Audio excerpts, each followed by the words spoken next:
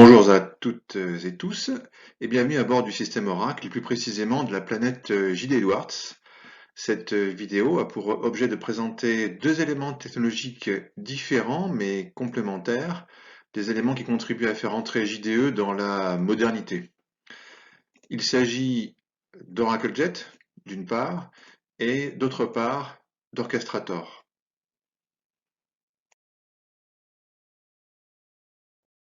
L'idée ici n'est pas d'aborder les aspects techniques, mais de montrer qu'il y a bel et bien des intérêts pour le métier à considérer de tels outils.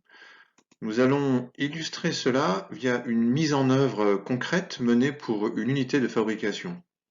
D'emblée, en guise de pitch, on peut dire que ces outils descendent, enfin, l'information aux opérationnels et permettent également à ceux-ci de remonter de l'information vite et bien. Avant de jouer et de vous montrer le résultat, il nous faut planter le décor. À gauche de votre écran, vous voyez le résultat, l'écran d'une tablette tactile qui affiche en particulier la liste des ordres de fabrication à traiter pour une ligne. À droite de votre écran, c'est JDE, sa base de données et ses programmes. Quelle relation peut-on construire entre ces deux entités? C'est là qu'OracleJet et Orchestrator entrent en jeu.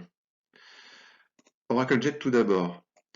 Il s'agit d'une couche applicative qui permet notamment de construire l'interface visuelle. Une bonne pratique étant d'utiliser une bibliothèque de composants, le Cookbook, qui propose une vaste série d'éléments ergonomiques comme des formats de grilles, de listes de choix, de menus déroulants, de filtres. Nous n'en avons pas fini avec OracleJet, mais on peut maintenant introduire son compère, Orchestrator, dont le rôle sera de reproduire automatiquement une action qu'on aura préenregistrée en jouant un programme interactif JDE. Autrement dit, c'est une sorte de macro. On ne va pas ici détailler le processus de création, mais sachez que sur les versions récentes de JDE, nous avons accès à une fonction Process Recorder, enregistrer un traitement en français, et que cela permet la création de cette macro qui sera ensuite récupérée par les développeurs et insérée dans le code de l'écran OracleJet. Par exemple, ici, j'ai enregistré l'interrogation du programme P48013 de gestion des OF de JDE, avec quelques critères comme le code du magasin, une plage de date, un code catégorie qui représente ici la ligne de fabrication. Orchestrator a stocké non seulement les fonctions JDE appelées, mais aussi mes critères de recherche qui peuvent être ensuite repris tels quels ou modifiés dans le code JavaScript d'OracleJet. Par exemple, le magasin peut être repris depuis le magasin associé à l'utilisateur, connecté à l'application. Ce qui permet d'aborder le dernier point en revenant à OracleJet. Cet outil ne sert pas qu'à créer de jolis écrans, ce qui est déjà bien. Il permet aussi de jouer avec la base de données afin, par exemple, de récupérer une information qui ne serait pas apportée par mon P48013 standard. Vous avez devant les yeux l'écran de connexion à l'application qui a été développé avec ces outils OracleJet et Orchestrator. D'emblée, un élément important, c'est que on va se connecter avec un user JDE.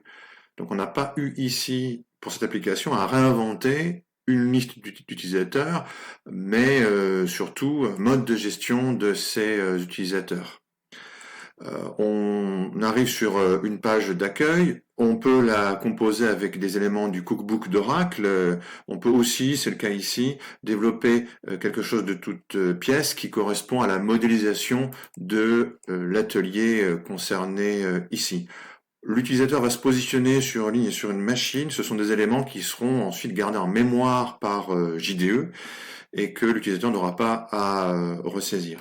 On a ensuite accès à différents menus. Le cœur de l'application, ici dans cet environnement de production, étant ce qu'on a appelé le menu opération, la liste des ordres de fabrication ordonnancés, c'est-à-dire classés dans l'ordre dans lequel on doit les fabriquer.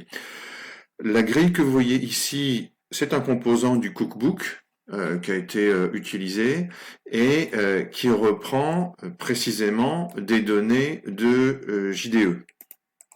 En l'occurrence, ici, vous voyez apparaître les ordres de fabrication qui sont à faire pour des arômes abricots, passion pour la Tchéquie, l'Ukraine, etc. À nouveau passion, mais avec un autre étiquetage, et de conditionnement de noisettes. Donc, vous voyez ici, on a véritablement les ordres de fabrication dans JDE, qui ont été sélectionnés sur certains critères, notamment de date, de statut.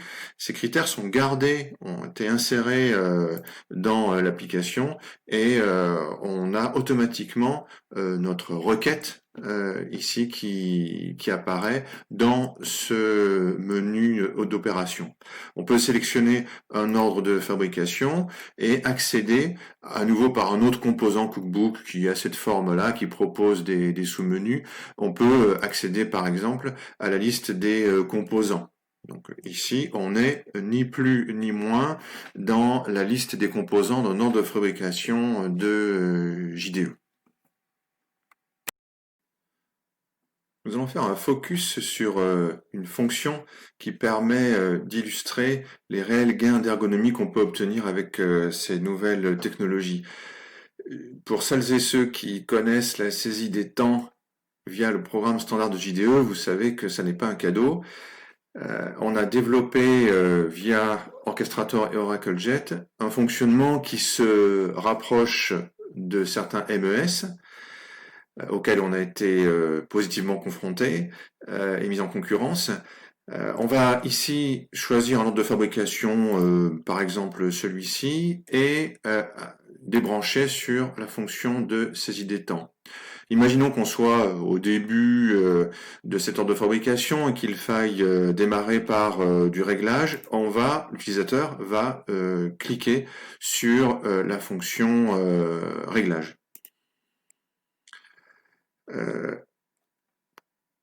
Automatiquement, on va avoir une mise à jour qui se fait dans JDE. Moi, je suis ici sur l'OF 345-328, la passion pour la Tchéquie et l'Ukraine. On va aller voir ce qui s'est passé dans JDE. J'ai pas encore rafraîchi mon écran. Sur mon OF 345-328, ma passion pour la Tchéquie et l'Ukraine, je vais rafraîchir l'écran et on voit qu'un temps, donc ça illustre aussi l'aspect temps réel, un temps a été enregistré dans JDE, un temps dont le code motif, on utilise ici une donnée standard de JDE qui est le code motif, reason code en anglais. Le code motif réglage a bien été repris, 1 heure de début, 11h01, et l'heure de fin n'a pas été enregistrée ici. Donc mise à jour automatique. Imaginons que quelques instants plus tard, on démarre la production, il se peut qu'on soit dans la même minute, mais peu importe. Je vais maintenant déclarer mon temps de production. Donc je clique sur le bouton production et on va aller voir comment ça s'est traduit dans JD Edwards. Je rafraîchis mon écran. On voit que à 11h02, j'ai exécuté le clic bouton et ça a permis, via une orchestration qu'on avait préenregistrée de saisie des temps et de mise à jour de l'heure de fin, on a mis à jour l'heure de fin de cet enregistrement de temps de réglage et via une orchestration de saisie de l'heure de début, on a déclenché le début de la production. J'aimerais maintenant illustrer un nouveau point, c'est le côté dynamique des menus.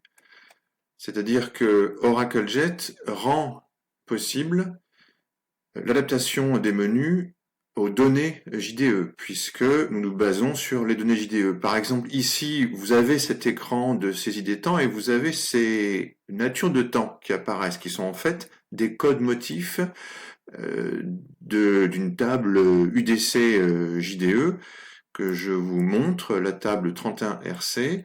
Et en fait, via l'usage de la description 2 ici, vous voyez que le système ne va proposer dans l'écran de l'application que les codes motifs de temps qui ont une description 2 égale à factory.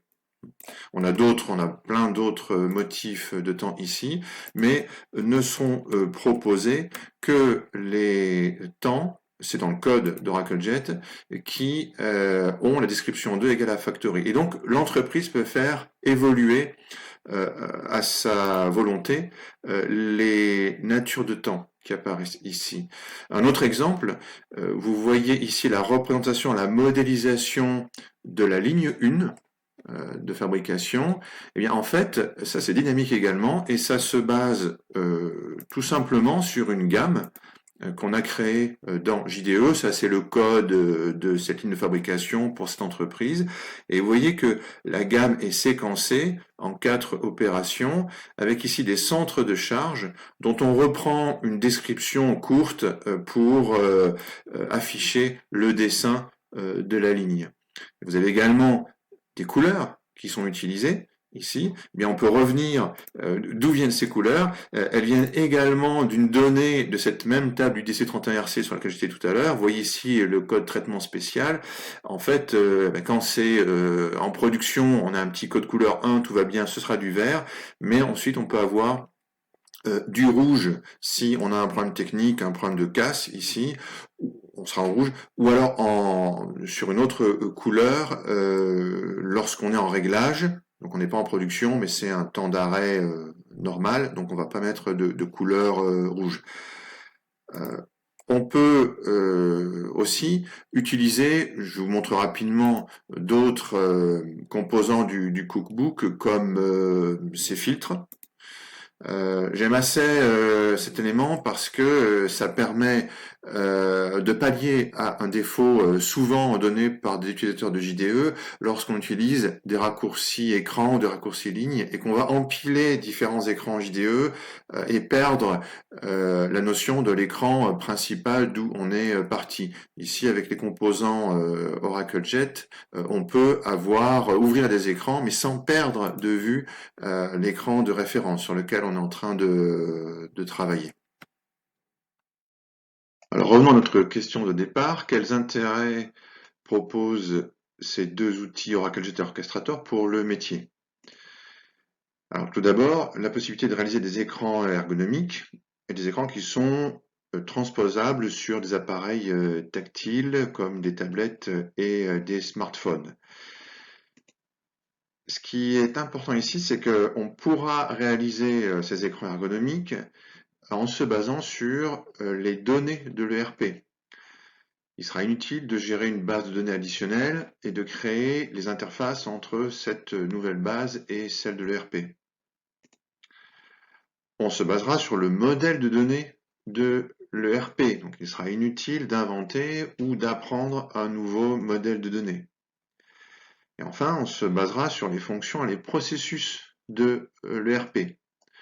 D'une part, il sera inutile de réinventer une gestion, et puis d'autre part, on préservera l'intégration. D'autant que dans l'immense majorité des cas que nous avons eu à traiter dans notre expérience, les fonctions couvertes par l'application OracleJet ne couvrent qu'une partie d'un processus. Par exemple, la saisie des temps que nous avons montré précédemment s'effectue sur des OF issus du CBN de JDE, dont les données techniques proviennent de JDE et qui seront plus tard comptabilisées dans JDE. Donc en synthèse, ces couches technologiques permettent d'accéder plus facilement à l'ERP, de l'utiliser plus et mieux, tout en préservant l'intégration. Merci pour votre attention.